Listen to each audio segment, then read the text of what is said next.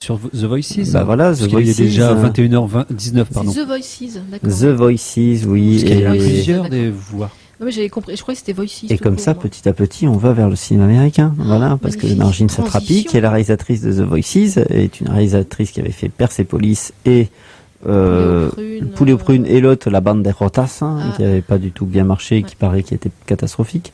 Voilà, et fait un film américain. Veux-tu donner le pitch ou on fait le pitch? Ou je fais le pitch? Alors, film américain, est-ce que c'est un film américain? Ah bah oui, il est quand même, je regarde dans les me pose la productions, question, non, mais par rapport au financement, parce que bien souvent, faut regarder du côté des producteurs. Producteurs, c'est que des Américains, bon, là, alors, je vois. D'accord, ok. Ah si, il y a Nicolas Barton, mais Nicole Barton. Je crois que c'est Weinstein, les Weinstein. Oui, c'est alors tu as production Mandalevision, c'est américain. Vertigo Entertainment, c'est américain. Studio Babelsberg, non, c'est pas trop. 1984 Private Defense Contractors. Ça reste quand même américain, je crois. Et après, en plus, il y a que des Américains, dont la ravissante Anna Kendrick. Donc voilà. Et une anglaise. Et une anglaise, Gemma Arterton. Voilà. Donc le pitch, rapidement. Et Ryan Reynolds. Ben, rapidement, de toute façon, c'est le personnage, donc on suit le personnage de Jerry, joué par Ryan Reynolds, que nous on avait quitté avec pas le faramineux, mais dans le mauvais sens du terme, dantesque Green Lantern. Voilà. Moi, je me souvenais de lui avec ça. Il avait joué dans un truc avec Sandra Bullock, là. Oui, paraît-il. La proposition. Voilà. Mais moi, je me souvenais de lui comme ça. Etc. Voilà. Donc, c'est l'histoire de Jerry, en fait. Ben, on se rend compte qu'il parle avec ses animaux, son chat et son chien. Et on se rend compte qu'il est un petit peu schizophrène sur les bords et il tue selon le... il est très à l'écoute de ses voix. Il est très à l'écoute de ses voix et le chat qui est maléfique lui ordonne effectivement un petit peu de tuer, alors que le chien est plus cool. C'est la bonne voix, c'est l'ange.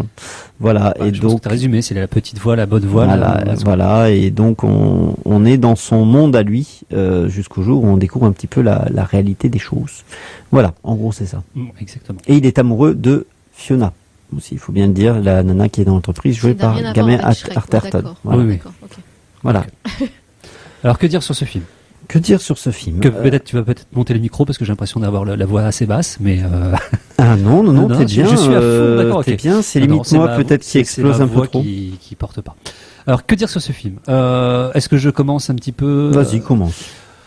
Je commencerai pas limite par la fin en disant que j'ai beaucoup. Sans dire la fin. Non, je commençais par la fin parce que j'aurais pu dire à la fin. Mais sans révéler la fin, mais dire en fait que finalement le film fonctionne très bien sur les 15-20 premières minutes, mais après il perd un petit peu en fait à la fois de sa puissance, de sa superbe et en fait de l'humour un peu pince sans rire, parce que c'est un peu un humour noir, pince sans rire, un peu macabre. Parce que moi, le film m'a vraiment fait penser à Petit meurtre entre amis, un peu ce genre de comédie un peu à l'anglaise. Dire, voilà, c'est une sorte de comédie très noire, très pince sans rire à certains moments, très décalée, voilà, on n'est pas du tout dans l'humour burlesque, on est très vraiment plus avec, on peut le dire quand même, avec un certain moment, bon, il y a quelques références, mais avec ces têtes qui parlent, ce genre de choses et les interactions. Voilà. Autant tout le début, toute la découverte du personnage, la découverte un petit peu, on va dire, de sa folie douce, parce qu'au départ, on l'interprète comme une sorte de folie douce. On se rend compte par la suite que elle est un peu plus, on dirait un peu moins douce que l'on le pense, qu'elle est vraiment plus ancrée en fait dans le personnage. Autant au départ, c'est vraiment drôle, cynique, décalé, critique. Autant ça fonctionne, autant moi j'ai pris du plaisir. Autant en fait dans la deuxième partie, à partir du moment on va dire où ça commence à mal tourner pour lui avec la fameuse balade dans les bois qui se termine mal, on va dire, pour l'un des personnages, on va pas non plus tout révéler. Le film s'appesantit, on va dire, sur l'aspect peut-être un peu dramatique et psychologique du personnage. Alors je retiendrai quand même une seule chose que j'ai trouvé vraiment pas mal sur l'idée, parce que c'est vrai qu'on est dans un univers assez coloré, assez édulcoré, qui est dû aussi, on va dire, à la vision du monde du personnage principal, et qu'à un certain moment, il arrête de prendre son traitement, et c'est vrai qu'on voit les choses telles qu'elles sont en réalité, et j'ai bien aimé en fait cette sorte de dichotomie, cette vision réaliste, de voir son environnement à lui, de voir les choses telles qu'elles sont. Et c'est vrai que je trouvais ça plutôt pas mal, mais sinon tout le reste, l'intrigue, la façon dont il va essayer de s'en sortir, la façon dont il va avoir un interaction avec les autres personnages, j'ai trouvé ça plat. Et en fait, tout le reste du film, on s'appesantit de plus en plus, et on finit presque, moi je finis presque en fait par m'ennuyer vers la fin, avec une sorte pas de délivrance, mais on est content presque que le film s'arrête, puisque finalement tout le côté amusant, drôle, impertinent était dans la première partie du film, et tout le reste, à part, pour ceux qui pourraient être sensibles à cet humour, et moi je ne suis pas totalement à 100%, il y avait des séquences drôles, mais ça n'a pas fonctionné non plus tout le film. Toutes les séquences à lesquelles en fait il a une interaction avec son chien et son chat, ça peut être amusant, mais bon, d'un certain moment, jouer que sur ça au niveau de l'humour, c'est plus suffisant. Florent. D'accord. Alors, je plus ou moins te rejoindre. En fait, j'ai plutôt un avis différent, mais je suis pas contre toi, en fait. Non, je dirais plutôt que le film, en fait, moi, j'ai toujours eu la sensation pendant tout le film qu'elle savait pas trop où naviguer. Marjane Satrapi, c'est-à-dire qu'on sait pas trop, en fait, à la fin du film, si on navigue dans de l'humour noir. Elle fait un mélange de genres, un petit peu, on sent que elle met beaucoup de choses, mais on sait pas où ça s'arrête. Et c'est un peu le problème, et c'est un peu le problème du film. Après, je n'enlève pas certaines qualités du film, c'est-à-dire qu'effectivement, le film est vendu comme un peu une comédie noire. Moi, je le vois pas comme une comédie, en fait, ce film-là. Même si le côté chat est amusant, mais c'est amusant, ça va pas faire rire aux éclats non plus pour autant, alors que dans la maintenant ça fait plus rire aux éclats. En fait, le film est quand même beaucoup plus malsain. Il est quand même, au final, c'est vrai que, mais pas malsain dans le mauvais sens du terme, pas dans le sens gratuit. C'est dans le sens qui met mal à l'aise. Il met très très mal à l'aise parce qu'effectivement, on est dans la vision du personnage, donc du tueur psychopathe, et parfois on est dans le retour de la réalité. Et comme on connaît à un moment donné la réalité, ce qu'on voit à l'écran en fait n'est pas vrai, n'est pas ce qu'on voit. Et c'est là où le malaise est créé, parce qu'on se dit mais c'est un gros fou quoi. Et justement c'est ça à la limite qui aurait pu être intéressant s'il avait été jusqu'au bout de l'idée, c'est-à-dire de partir en fait d'un humour macabre, comme je disais un peu humour à l'anglaise, petit meurtre entre amis, et de finir avec la bascule il arrête de prendre ses médicaments, son traitement, et on voit le monde tel qu'il est. Elle aurait vraiment pu basculer dans la deuxième partie. Justement, sauf qu'elle va pas jusqu'au bout. Elle va pas jusqu'au bout. Parce qu'elle lâche pas en fait le côté un peu drôlatique de l'humour noir, mais que ça fonctionne plus, moi je trouve en fait dans la deuxième partie. Elle aurait dû aller à fond dans le côté hyper malsain, traitement en fait d'une sorte de vie d'un serial killer, avec justement son côté parce que justement ça aurait été la sorte de miroir entre la première partie du film qui se veut très coloré, très gentil, très naïf, et la deuxième partie du film beaucoup plus sombre. Après peut-être ça aurait été attendu. Au final ça l'est moins justement de continuer dans cette voie-là, mais justement c'est qu'elle s'y perd un peu.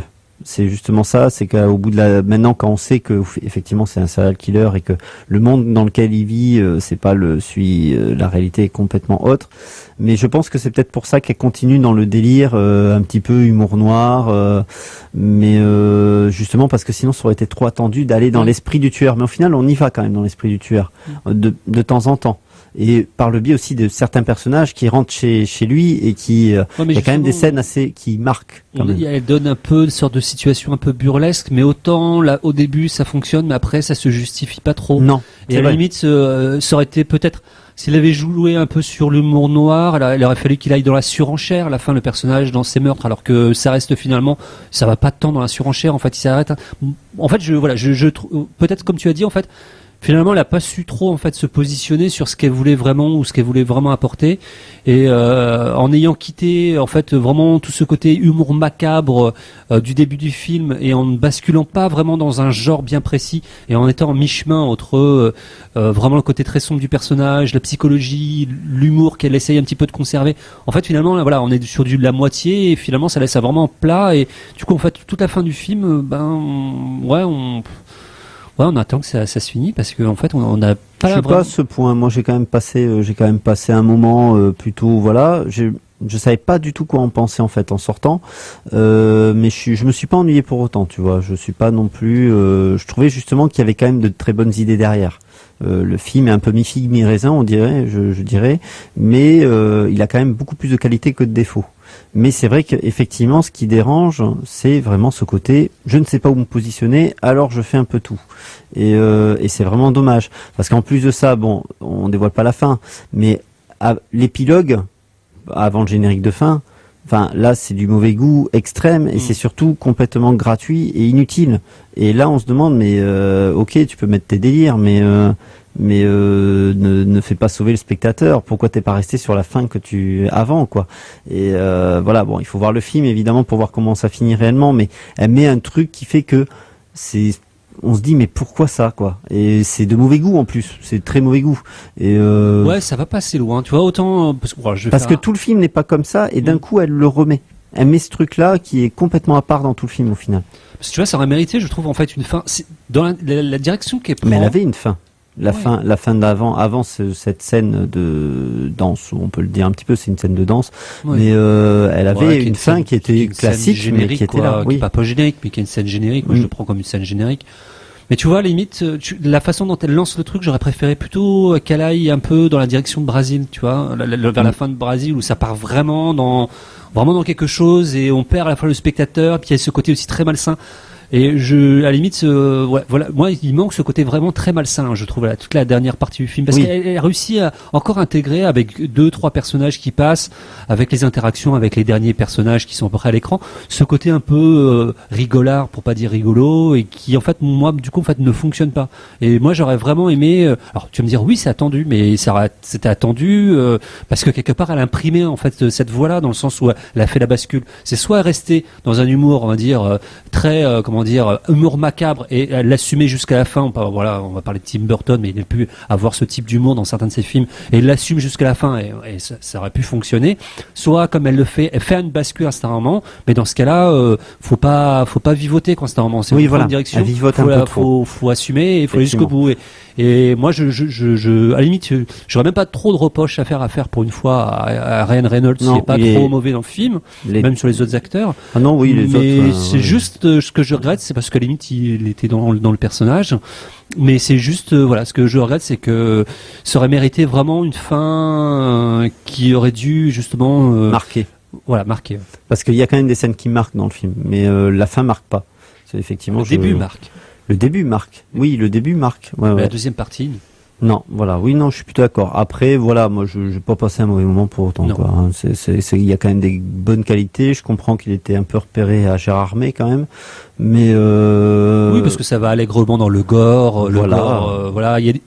Elle arrive à aller quand même dans à la fois le gore malsain, on va dire le gore vraiment pas gore, et le côté un peu gore second degré, on va dire le côté un peu. Puis c'est pas gratuit. Ouais, voilà. Ça va. Elle est pas dans la gratuité. Il y a quand même une scène de meurtre. Moi, je trouve que c'est la deuxième qui est quand même dure à voir, mais parce qu'elle est beaucoup plus brutale que la première, mais voilà, non, je trouve qu'il y a vraiment de bonnes qualités. Effectivement, les comédiens, Ryan Reynolds, il joue bien, le chat joue très bien, le chien aussi, et moi je suis amoureux d'Anna Kendrick, mais enfin c'est pas que le fait mais c'est qu'elle est mignonne, c'est tout. Voilà, mais moi j'avais déjà découvert dans Twilight, elle joue à tous ses rôles dans Twilight. Dans Twilight. Ouais, elle joue la meilleure amie de Bella, et enfin la meilleure amie, non, une amie du lycée de Bella, voilà. Mais non, elle est toute mignonne. J'espère qu'elle a autre chose dans sa carrière. Tu vois que là, elle est quand même plutôt. Anna Kendrick, c'est la deuxième, c'est la petite, et voilà. C'est pour ça. La petite. C'est la deuxième. Oui, je sais. La première, c'est Gemma Arterton. Ouais, c'est ça. Je suis moins fan. Mais c'est joli, mais je suis moins fan. J'ai vu il y a pas longtemps dans le film avec Lucchini qui s'appelait Gemma Bovary, je crois. Oui. Oui, effectivement, elle est dedans. Ouais. Oui, puis elle avait joué dans un film. Où ça se passait dans la campagne anglaise. C'était Tamara Drew. Oui, voilà, Tamara Drew. C'est là où elle s'est fait un peu connaître. Et puis elle a joué dans une James Bond, si je me trompe pas. Ouais, puis elle a joué dans une grosse merde qui s'appelle Hansel et Gretel. Mais bon, ça c'est autre chose. Ah oui, c'est vrai, Hansel et Gretel. Voilà, mais tu vois, oui, Hansel et Gretel. Ouais, tu vois, je peux voir Hansel et Gretel et à côté je peux voir aussi Gemma Arterton. Gemma Bovary, tu vois. Gemma Bovary, ouais, effectivement. Et on avait dit le choc des Titans aussi quand même. Elle a fait. J'ai pas vu. Prince of Persia, les Sables du Temps aussi.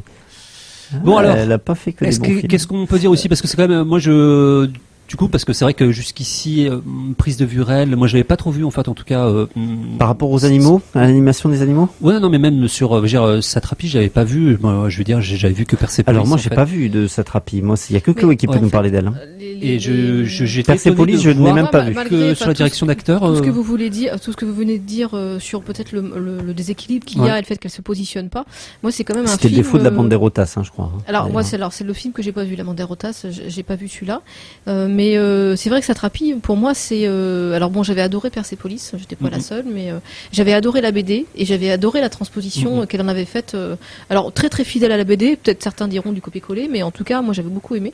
Et j'avais pas mal aimé aussi son passage au mi-live, je sais pas comment on dit, dans Poulet aux prunes, parce qu'il y avait aussi bien l'animation dedans que la prise de live. Et c'est vrai que c'est... Là, moi, Voices, en plus, vu le sujet, puis un petit peu décalé, tout ça, Satrapi, moi, c'est quelqu'un que j'ai envie de voir, quoi. C'est des films que j'ai envie d'aller voir parce que, alors, encore une fois, j'ai pas vu la Banderotas, donc j'ai pas pu voir comment elle s'est plantée sur ce coup-là, mais c'est une réalisatrice qui m'attire, en tout cas, dans son point de vue, sa manière de faire, dans ses idées, etc. C'est, voilà, donc je reste vraiment mon préféré pour l'instant, c'est Persepolis. Persepolis, il faut savoir que Poulet aux prunes était co-réalisé. Elle n'était pas toute seule, c'était avec Vincent Parodi. Voilà. Mais bon, en tout cas, c'est quelqu'un, c'est une personnalité que j'aime bien. Voilà. Alors après. Oui, puis sur la mise en scène, moi, j'ai pas trouvé des défauts flagrants de premier film. Tu vois ce que je veux dire dans la prise de vue réelle en me disant il y a une bonne réalisation. Bon, alors je mettrais quand même des petites guillemets dans le sens où c'est un film qui a été produit par des Américains et on sait à quel point les Américains ils aiment bien avoir en fait un chef-op qui est limite parfois réalisateur à la place, quoi. Voilà. Mais non, mais en tout cas, la photographie est belle. Rien que pour ça, moi, c'est une personnalité que j'aime bien. Donc des fois, je suis peut-être pas très objective sur le truc, mais pour sa personnalité, pour ce qu'elle peut renvoyer, bah ouais, c'est des films que je vais aller voir. Alors après, j'aime ou pas le film, mais c'est des films que j'ai envie d'aller voir. Et The Voices, c'est quelque chose qui me dit bien. Donc j'ai pas eu l'occasion pour l'instant, mais. Voilà, bon. Même si en tout cas, peut-être pour conclure, même si elle va pas jusqu'au bout, même si alors je sais pas si c'est un manque de maîtrise, je sais pas. Puis bon, encore une fois, moi parfois je suis un peu pas troublé, mais film aux États-Unis, quelle est en fait la part aussi de on va dire du final cut qu'elle avait, ou du moins voilà, qu'est-ce qu'on lui a imposé ou non, je sais pas. Mais en tout cas, voilà, il y a des gens qui sont partis aux États-Unis, qui ont fait des gros flops. Elle y va et c'est plutôt sympa ce qu'elle a fait. Donc ouais, je serais plutôt partisan de dire le film a des défauts, mais j'ai quand même envie de voir ce qu'elle va faire par la suite. Oui, pareil. Elle a quand même pas perdu sa touche à elle. Non, je pense pas. Non, elle a réussi à imposer, je pense, sa vision des choses en fait. Mais c'est juste qu'elle est partie un peu en vrille, un peu à droite à gauche dans le film, quoi. C'est un peu dommage. En tout cas, je pense qu'on conseille quand même. Moi, je le conseille. Voilà. Totalement. Et donc, il est au luxe jusqu'au 7 avril. Voilà, vous avez plus qu'une semaine pour aller le voir.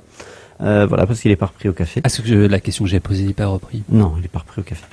On va peut-être s'écouter un morceau musical maintenant. Oui, on va s'écouter un morceau musical qui est toujours extrait de la bande originale du film. Toujours le film dont on va parler tout après. Voilà, vous êtes toujours sur Radio 166, c'est vrai qu'on le dit pas assez ça, quand même. Vous êtes sur l'émission Speak Screen. Si tu vas faire une fiche, tu vas mettre 10 fois, tu vas cocher à chaque fois qu'on le dit. Voilà, c'est ça. Et c'est Danny Elfman, donc Big Eyes. On va mettre un petit morceau de 4 minutes qui se nomme Walter et on se dit à tout de suite.